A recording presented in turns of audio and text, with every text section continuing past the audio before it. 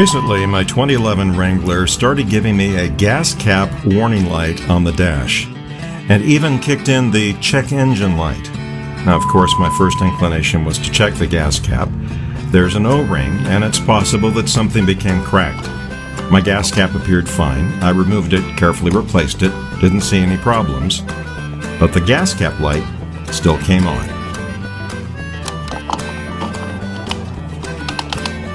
Firmly seated.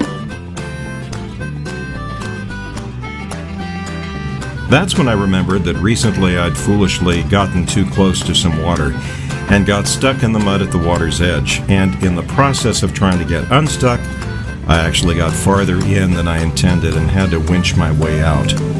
Water was deep enough it poured into the doors and flooded the interior with a couple inches of dirty water. Now, you don't need to tell me, I know this was ill-advised. I don't recommend that you try it.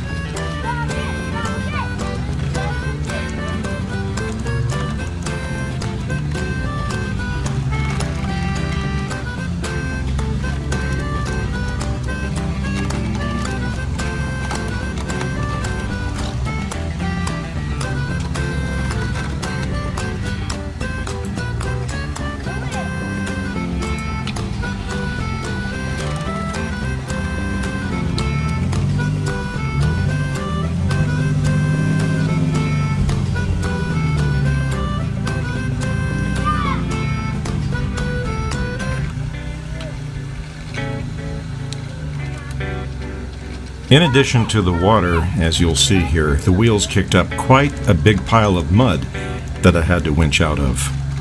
And now I had this gas cap warning light on, so I did what most guys would do. I started looking at Jeeping forums and YouTubes, and I became convinced that somehow water had gotten into my evaporative canister, or evap canister. I figured I'd start by taking it off and seeing if it was contaminated, muddy, grimy, even possibly broken. So let's see, it's hot down there. Let's see, there's some tubes hanging down here. I wonder what these are supposed to go to. Tube and a wire connector and another tube. It's kind of strange. And an empty spot. This bracket. Well, how about that? That is where the evaporative canister is supposed to be. And apparently, it's looking toward the rear of the Jeep now. Apparently, when I got up with all that mud underneath the Jeep a week or so ago, I just pulled that whole thing off in there. Alright, so, I actually realized this the other day, so it's not a surprise to me at the moment while I'm running this video. And I have ordered a new Poison Spyder skid plate, so I'm going to be undoing this factory mounting bracket and putting the Poison Spyder under there. I do want to say that a lot of evaporative canister solutions are to mount it above the rear axle. I already have air horns above the rear axle. I do not think that the evaporative canister is going to fit there also. The Poison Spyder replaces this and actually gains 3/4 inch clearance in the process. And the Poison Spyder, according to what the internet blurb said about it in the catalog from 4 Wheel Parts where I bought it, indicated that it's a wraparound skid plate. And I think that's going to be just the ticket. So here's the Poison Spyder kit that I got in the mail. I'm very impressed with this. I actually haven't used any other Poison Spyder stuff up till now. I think this little skid plate has sold me. When I looked online in the catalog, several had the same gauge steel, but this one totally encapsulates the evap cooler. This thing is very heavy, and I think it's going to take a lot for me to knock it off in the future. That's the actual skid plate or protective cover, whatever you'd want to call it.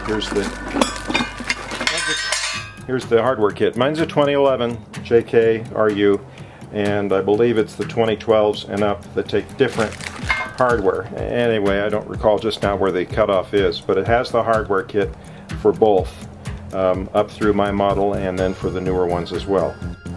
let's get started taking off what the factory has on there and putting on the Poison Spyder.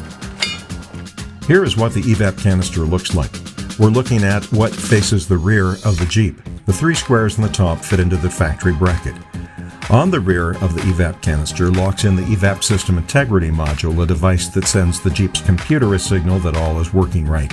Because all this was ripped off of my rig, I didn't realize right away I had to get one of those. And after I first installed it and continued to get Gascap messages, until I bought this O-ring, which is supposed to go between the canister and the module. This is what it looks like when it's installed properly. Now the bracket from Poison Spyder worked well, but I would say it was hard to hold on to, and I would somehow hold it together like with JB Weld. On the other end of it are these brackets that fit into the tabs, and they simply get bolted together. Firm, but not too tight so as to crack the unit.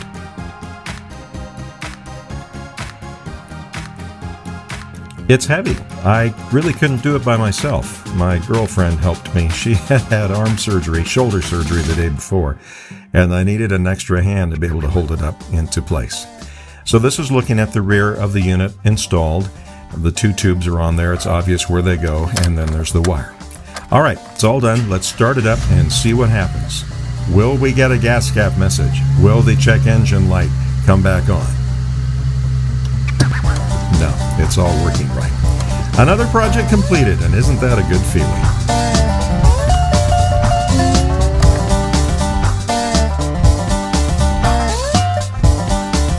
Hey everybody, this is Ariel the Jeep Dog. Thanks for watching our video, and don't forget to hit that subscribe button down there.